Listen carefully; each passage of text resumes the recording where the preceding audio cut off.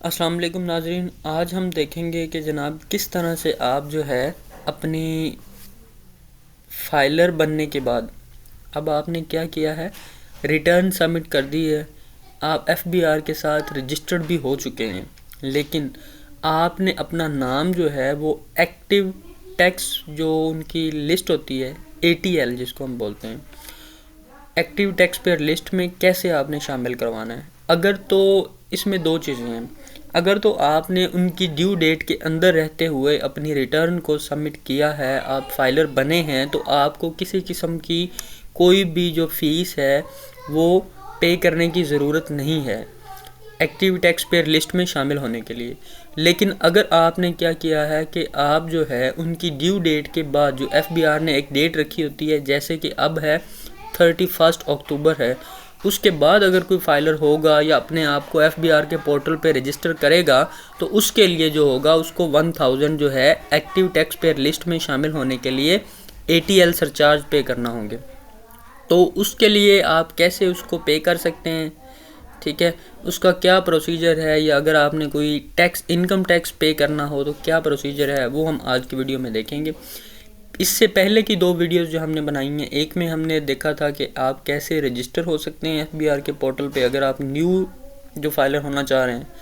दूसरे नंबर पे हमने देखा था दूसरी वीडियो में कि आप कैसे जो है अपनी रिटर्न को रजिस्टर होने के बाद, चूँकि अगला प्रोसीजर जो है वो रिटर्न का होता है, कि एफबीआर को कैसे आप अपने रिटर्न जमा करवा सकते हैं, अपने गोशवारे जमा करवा सकते हैं। अब थर्ड स्टेप जो है और लास्ट स्टेप है इसमें, वो है अपनी फ़ी। अगर आपने उनकी ड्यू डेट के बाद जो है अपने आप को फाइलर किया है, रजिस्टर किया है, तो आप कैसे जो है अपने आप को एटीएल जो उनकी लिस्ट होती है उसमें शामिल करवा सकते हैं।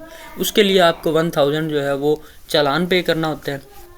आपने करना क्या है, जो आपने अपने आप को रजिस्टर किया था, अपना जो है आपका रजिस्ट्रेशन नंबर और जो आपका पासवर्ड है वो आपने यहाँ पे लगा देना है और लॉगिन कर लेना है। जैसे ही आप जो है वो लॉगिन करेंगे तो आपके सामने जो उनका ये पोर्टल है ये ओपन हो जाएगा।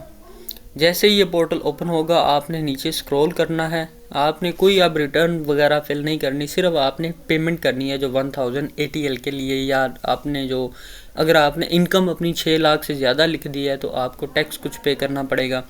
तो उसके लिए आप क्या करेंगे, यहाँ पे आ जाएंगे इस सर्कल में, ये वाला जो सर्कल है इसमें आपने ये लिखा हुआ है जहाँ पे क्रिएट योर पेमेंट्स, यहाँ पे आपने क्लिक करना है। जैसे ही आप यहाँ पे क्लिक करेंगे जनाब, तो होगा क्या कि आपने जैसे यहाँ पे क्लिक किया है तो आपका वो जो भी डेटा आपने पीछे दिया हुआ था, अपना रजिस्ट्रेशन नंबर, अपना नाम, सारी चीज़ें यहाँ पे ऑटोमेटिकली जो फिल हो जाएंगी। आपने क्या करना है, आपने एक तो सिर्फ़ और सिर्फ ये कैप्चा कोड जो होगा ये यहाँ पे दर्ज करना है। कैप्चा कोड दर्ज करने के बाद आपने और क्या करना है, आपने यहाँ पे आ जाना इनकम टैक्स वाले सेक्शन में। ये साइड पे आप देखेंगे तो इनकम टैक्स वाला जो सेक्शन है इस पर क्लिक करेंगे। इस पर जैसे ही आप क्लिक करेंगे, इसके बाद आपने यहाँ पे आ जाना है मिसलेनियस जो है टैक्स, ये मिसलेनियस पे आ जाएंगे। उसके बाद यहाँ पे टैक्स सेक्शन में आप क्या करेंगे, आप यहाँ पे लिखेंगे surcharge for ATL. Surcharge for ATL पे दर्ज करने के बाद आपने टैक्स ईयर में आ जाना है। अपना मतलूबा टैक्स ईयर आपने देखना है, 2023 है, 24 है, 25 है, जो भी है। अमाउंट जो आपने यहाँ पे लिखनी है लफ्ज़ों में, फिगर्स में लिखनी है, वो आपने लिख देना है यहाँ पे 1000 लिखने के बाद ये ऑटोमेटिकली इन वर्ड्स में खुद ब खुद आ जाएगा। ठीक है, ये आने के बाद आपने क्या करना है, ये कैप्चा कोड यहाँ पे फिल कर लेना है। कैप्चा कोड जैसे ही आप फिल करेंगे, ये क्या है, कैप्चा कोड फिल करने के बाद जनाबे अली आपने इसको सबमिट कर देना है। जैसे ही आप सबमिट पे बटन पे क्लिक करेंगे, वो आपसे पूछ रहा है कि आप वाकई ही पीएस आईडी जनरेट करना चाह रहे हैं।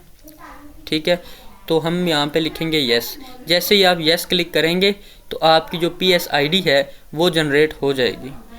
अब जो है आपने अमाउंट ड्यू, ये देख लें आप 1000 रुपये आपके आ रहा है। ठीक है, आपने 1000 रुपया एफबीआर को इजी पैसा जैज़ कैश पोर्टल से जाके पे कर देना है। ठीक हो गया जनाब। तो ये था प्रोसीजर कि आपने किस तरह से अपनी जो है एफबीआर का जो एटीएल सरचार्ज है 1000 है वो किस तरह से पे करना है। आज के वीडियो में हमने ये देखा है। तो आई होप आप सब लोगों को ये क्लियर हो गया होगा। अगर फिर भी आपका क्वेश्चन है, कन्फ्यूजन है, तो आप कमेंट बॉक्स में पूछ सकते हैं। अब आपने इसकी पेमेंट के लिए क्या करना होगा, आपने ये जो है आपकी PSID इसको यहाँ से कॉपी कर लेना होगा। कॉपी करने के बाद अपना जो भी आपके पास जैज़ कैश है, इजी पैसा है, उस पर चले जाना है। उसमें जाके आपने देखना है कि वहाँ पे FBR का सेक्शन होगा, वहाँ पे FBR आएगा। FBR में जाके आपने ये आईडी जो है ये पेस्ट करनी है और ऑटोमेटिकली आपका वहाँ पे नाम और 1000 रुपये आ जाएगा। आपने वहाँ पे जाके सिंपल तरीके से पे कर देना। तो ये था हमारा आज का जो है कैसे आपने पेमेंट करनी है FBR को। तो